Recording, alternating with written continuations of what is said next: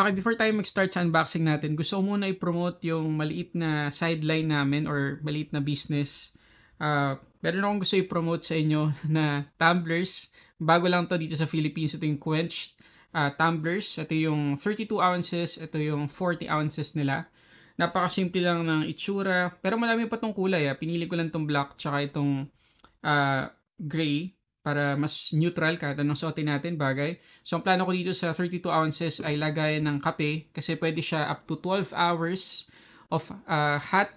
Tapos, kung cold naman, hanggang 24 hours. So, kung gusto nyo itong mabili guys, pang support lang, pambili natin ng mga phones dito sa ating channel para makapag-unbox tayo ng iba't ibang mga phones.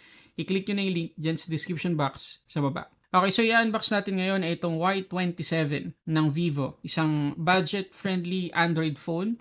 8,999 pesos lang. 128GB sa to. At not bad sa Vivo, yung ganyang presyo. Mura talaga yan. Kasi usually sa kanila mga premium devices. So kapag nag-release sila ng less than 10,000 pesos na phone, talagang medyo makukot yung attention natin. Pero gusto nating makita kung anong pwede nating expect sa phone na to sa ganitong presyo. At maraming salamat sa Vivo kasi sila nag-provide ng unit na to. Hindi ko to binili. So maraming salamat sa kanila kasi hinayaan nila akong express yung raw reaction ko dito sa device ito. Kita nyo naman guys, naka-plastic pa, as in hindi ko pa to nakahawakan or nabubuksan ever since na ma-deliver to dito sa bahay namin. So sama-sama nating i-open ngayon. So unang-una, makikita nyo dito sa box ng Y27 ng Vivo na talagang ganun pa rin, kulay white pa rin, kagaya ng ibang mga entry-level phones nila. Meron tayong Vivo logo dito, Y27 dito. At kagaya ng sinabi ko kanina, 128GB yung i-open natin ngayon na variant. Meron tong dalawang color option, isang burgundy black, tsaka sea blue. So yun nandito sa atin ay burgundy black. So yung ilan sa mga top specs ng phone na to guys ay 44 watts na flash charge, tapos 5,000 mAh yung kanyang battery capacity, 1080p na yung kanyang resolution, pero syempre 60Hz lang to. Tapos meron siyang 50 megapixels na portrait camera. So yung 50 megapixels na yun guys ay itetest natin mamaya. Okay, so tanggalin natin sa plastic. Okay. So, meron pa tayong sticker dito sa may ilalim. Ayan. So, kunin ko lang yung cutter ko, guys. Okay, so cut natin to. Okay. Okay, so open natin tong box. Yan. So, unang-unang makikita natin dito sa loob ay yung ating Vivo Y27. Ayan. Okay, nakabalot sa plastic. Tanggalin natin para makita natin yung burgundy black. Grabe guys, ang ganda. Kita nyo naman, oh. Hindi siya pure black. May pagkaano siya, wine red. Ayan, naglalaro sa black. Tapos kapag tinurn natin ng kaunti, magiging red. May pagka wine red talaga or maroon, ganyan. Tapos matte finish lang siya guys. Ayan, kapitin lang siya ng smudges pero nawawala din agad. Kita niyo yan? Oh, di ba? Napakalinis ng itsura, napaka-social na itsura. Yun siguro yung tamang term dito. Ang ganda oh. Ganda para sa 8,999 pesos. Ang ganda nung itsura ng phone na makukuha natin. So, tingnan pa natin yung laman ng box. Siyempre, meron tayong jelly case. Yan yung isa sa mga hinahangaan ko sa Vivo, guys. Kahit na alam natin na premium brand ang Vivo, at kahit na alam natin na minsan lang sila mag-release, hindi naman minsan, madalas din naman sila mag-release ng mga budget-friendly Android phone.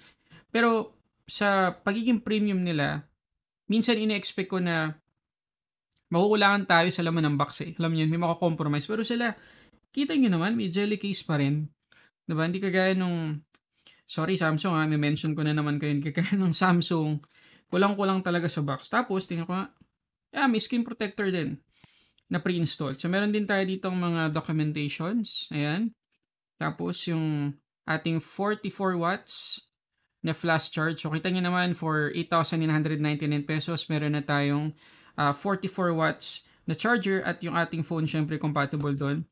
Tapos yung ating USB-A to USB-C cable at panghuli yung ating SIM ejector pin. Okay, so balikan natin saglit itong ating Vivo Y27. Ganda talaga ng itsura niya guys. Ganda. Yung bilog dito sa ano niya, sa camera module, parang gold eh. Parang gold siya. Ang ganda. Ang social talaga ni Tsura, oh. Good job. Good job sa Vivo. Okay, so tingnan natin yung bawat gilid ng phone na to. So dito sa taas, yung ating SIM tray. Tapos dito sa may right side, yung ating volume up and down buttons. At sa tingin ko, ano to, fingerprint scanner. So mamaya malalaman natin yan. Dito sa kabila, sa may left side, malinis na malinis.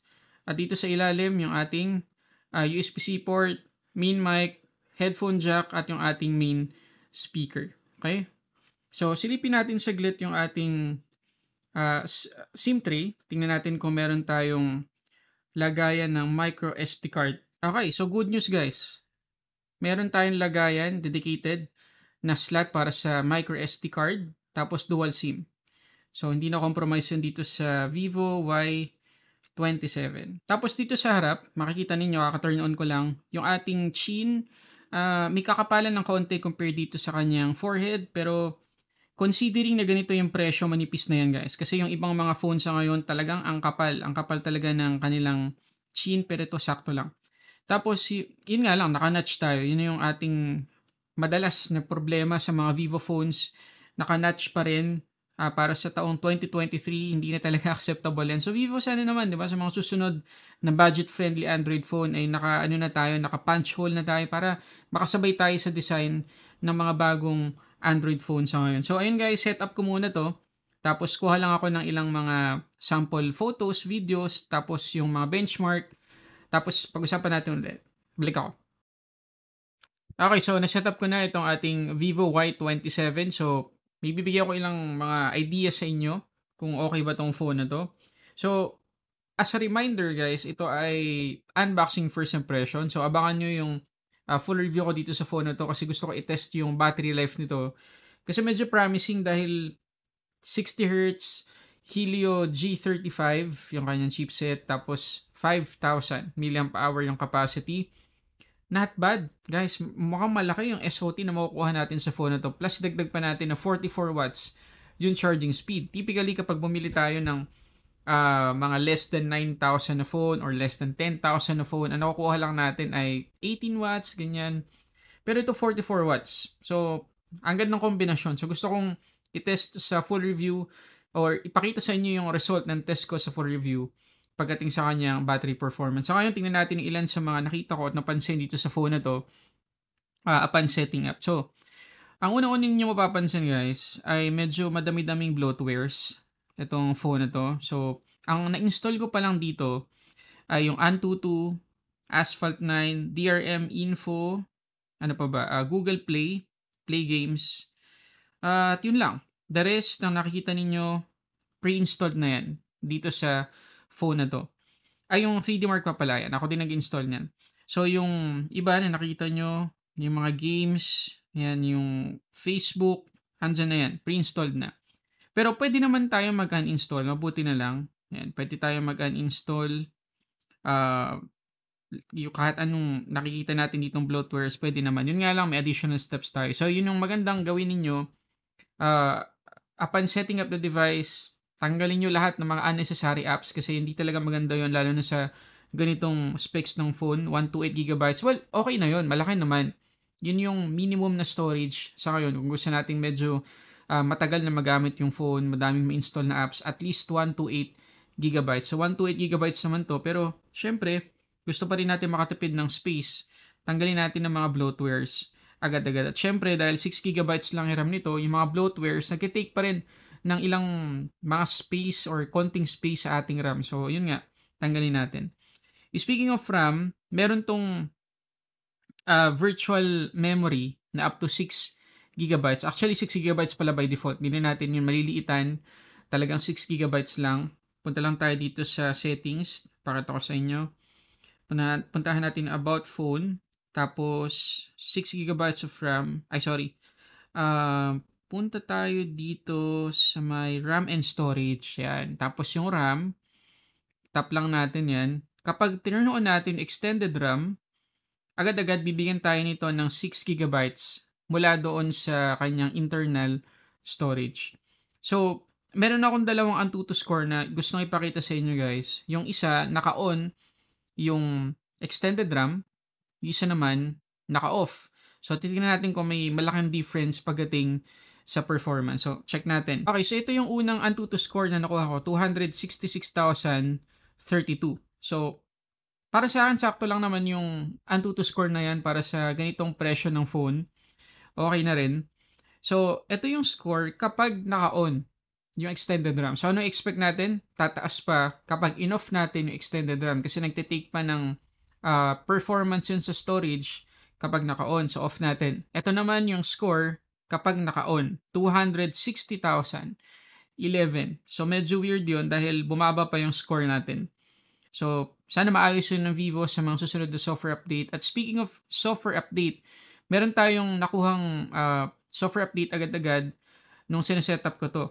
Ayan no, 362 MB yung size. August 2023 na Google Security patch. So pagdating sa software update, wala naman tayong magiging problema dyan kasi Vivo may magandang reputation pagdating sa auto updates. First impression ko sa kanya guys nung una ko siyang gamitin, and makikita nyo naman siguro, medyo ano siya, hindi siya ganun ka-smooth. Yes, 60 Hz yung display nito, pero kung minsan, may lag talaga.